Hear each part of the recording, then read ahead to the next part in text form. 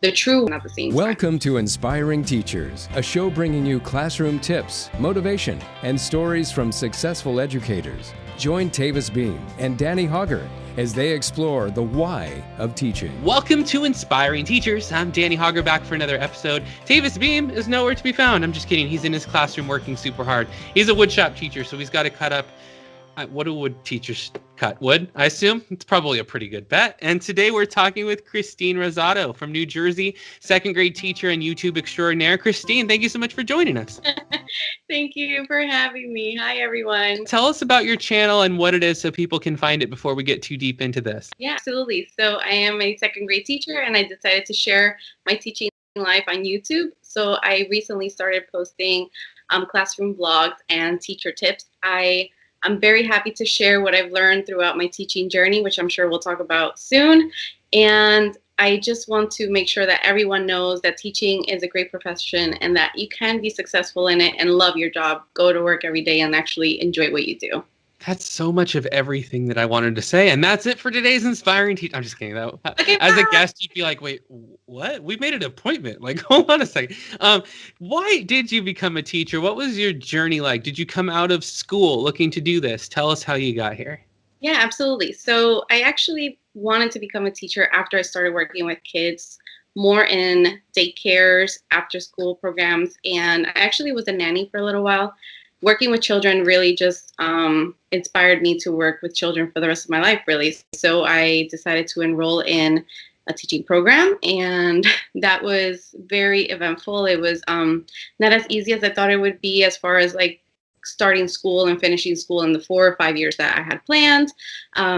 It took me a little longer, which is fine. I know that some people have that journey as well. So that's my unique experience in a way that it was a difficult path for me sometimes, but we made it to the other side, and it's so worth it in the end, like seeing how everything came about.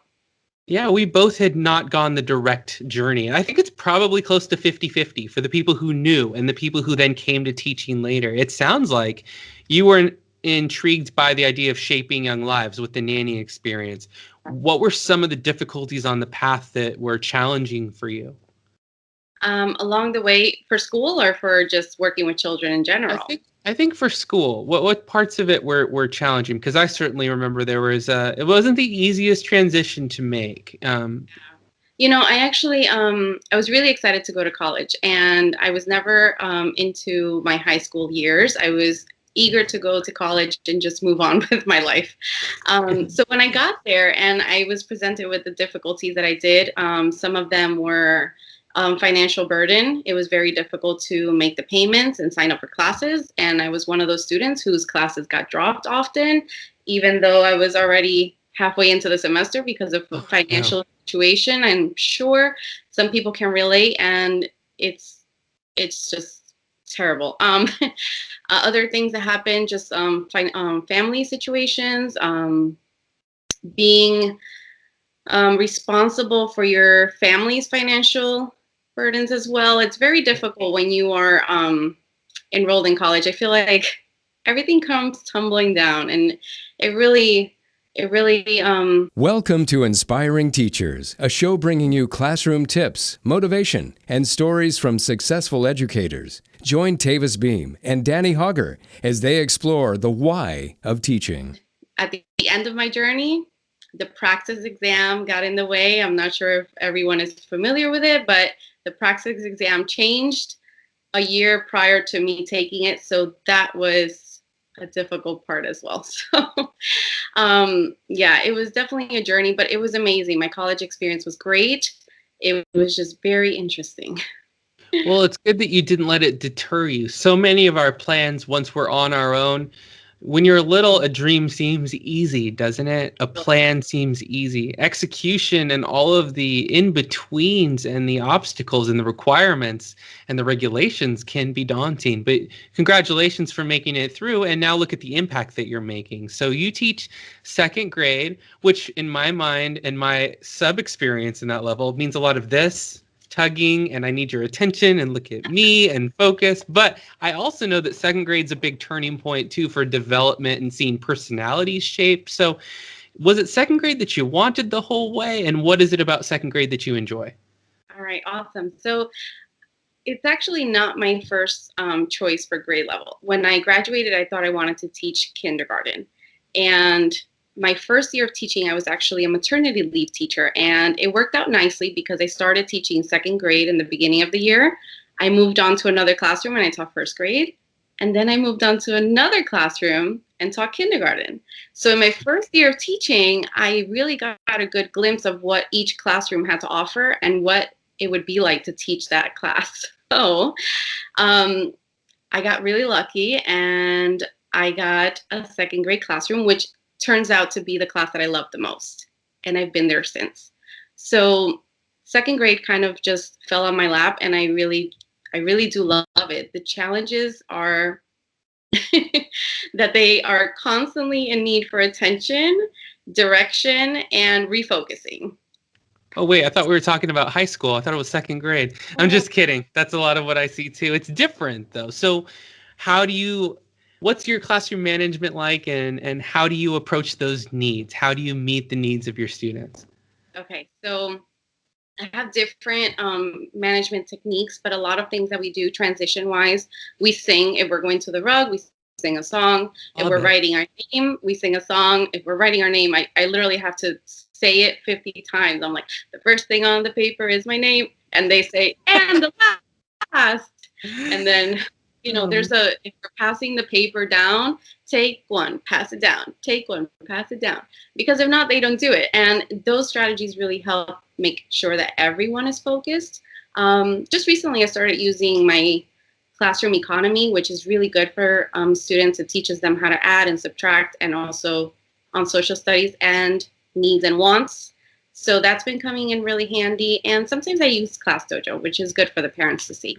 I like it too. I used that in middle school and it was still good. You can use the tools in different ways, right? And find the ways that they're most effective. I love the singing.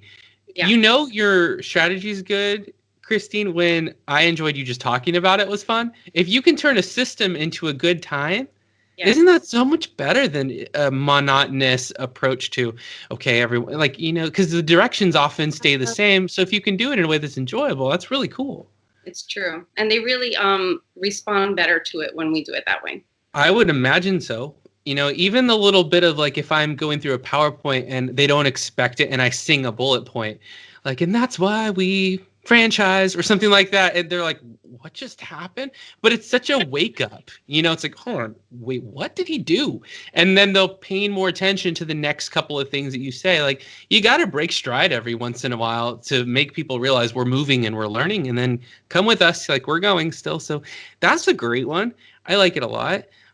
What's a recent moment where you felt happy to be a teacher? Maybe something that happened or maybe one of your students shared something or learned something. And what's a recent little story that you could share with our audience? Yeah, and I don't know if this happens to everyone, but I feel like in my classroom I have those moments often, which is awesome. But just 2 days ago, a student gave me a holiday card and they wrote beautiful things. And one of them was very interesting to me. She wrote, I like the way you taught me how to stretch a sentence. She said, you shared that you spilled your coffee that morning. And you said it in a very boring way with 4 words. And then you said that you could stretch the sentence and make it longer by giving more detail. And I just thought that was so interesting. That little story of her teacher spilling her coffee that morning stuck in her head long enough for her to write it on her Christmas card to me. And she didn't even just say you spilled your coffee. She said, you taught me how to stretch out my sentences, which was the whole point of the story. So I really see those connections happening often. And when the students say those things to me, it really it's like an aha moment, connecting with the student and applying it is just so meaningful to them. That's a really great story. And that made me smile too, because for a couple of reasons. 1, how great that she's writing a letter to you to say thank you. 2, how great that she learned the lesson. 3, how good for the parents to have her go through that exercise because it's going to make her a grateful person, but that they didn't just have her write thank you and sign her name. Right? I mean, she shared something that I think they knew was going to make you feel good. If every classroom and every school could have more moments like that where the students appreciating the teachers, assisted and facilitated by the parents. That's like quite a beautiful small moment. And it's like, wow, I should spill my coffee. I've never had coffee. I'm going to start drinking it just so I could spill it. But my students will just be like, hey, dude, you got a spot on your shirt. Right. But it's such a Totally cool different story. reaction. Yeah. Hey, Mr. Hager, you got some mess. But they're great. And I love when they share stuff like that. In high school, what I find, it's my first year, high school, 5th year teaching, is that they'll wait until everyone else has left. Then they'll come talk to you and say like, hey, Mr. Hager, you said something about the stock market. I'm kind of interested in getting investing. Could I talk to you more about why that's important? I'm like, yeah, of course. Right. Which everyone just stayed here and told me that. But, they're more conscious of their image. And that must be a big difference between 2nd grade, where I don't know that they are that self-conscious yet. Maybe you think so. Okay. I'm seeing some reaction there. Maybe So in 3rd grade, 4th grade, maybe like they start caring about what other people think. But in the 2nd grade, they're still young. And they're so sweet, but old enough to learn like the kid things. It's awesome. all right. Well, what are some of the things that you love to teach about? What are some of the times of the year where you get excited? Like, oh, it's this week we get to do. What is it? Yeah. Well, soon we're going to start our character study, and that's during our readers workshop time. And it's the one time a year where I really dive in and I get into character, and we study the different characters through the different authors. And that's like the one time where I'm like fully all in. Whereas for them, it's like the nonfiction unit that we're currently on. They're like, yeah, sharks, monkeys, like everything that I can throw at them. They're like totally digging it. But I really personally enjoy studying the characters. And we use a lot of Kevin Henke's books, and we just study all of the things he's written and study all of the characters, and they're all connected, and we eat it all up. It's awesome. I can't wait for it. Great. That does sound fun. That sounds like something I'd want to stop in and check in on. What's your why of teaching, Christine? Why is it that you want to continue to teach, and what's your purpose? That's a great question.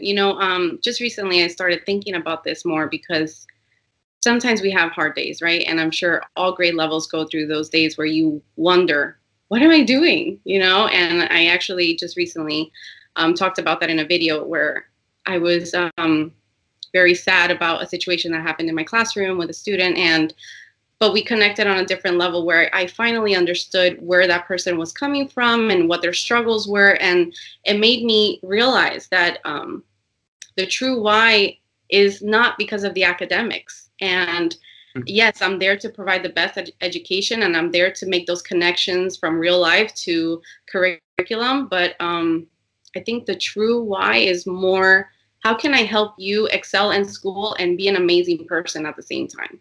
Like, I think there are a lot of children who need the extra support, the extra push, the extra encouragement. It's just, I'm there for them, and I show them that, but sometimes I go home and I wonder, did I show them enough? And that makes me get up the next day and want to show them more the next day. Like, no, I'm here for you. You cried during your last presentation. Well, you're not going to cry next time. You're going to do better. We're all going to clap for you. It's going to be amazing.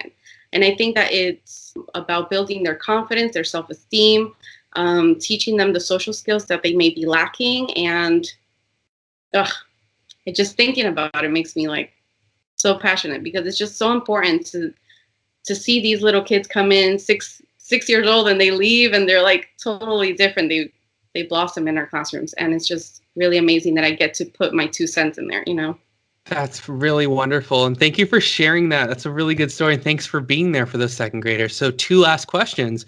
1, they're leaving at the end of 2nd grade year, headed off to 3rd grade. What's one thing you'd feel good if they learned from you, something they take away from you besides just curriculum? What would that be? Oh, man. Confronting others in difficult situations is something that we really talk a lot about throughout the year. 2nd graders sometimes are just like, Mrs. Rosado, I need help. This person doesn't want to play with me. This person said something mean. And we really talk about how to approach the other person in a polite way and in a way that gets our point across. And we agree to disagree sometimes. And if they take anything to the 3rd grade, it'd be those communication skills to be able to talk to their new peers and the new grade level and just going to get difficult problems or more like harder problems as they move on, So hopefully they take that from me and being kind in any conversation that they may encounter moving forward. Hopefully what they learn from me.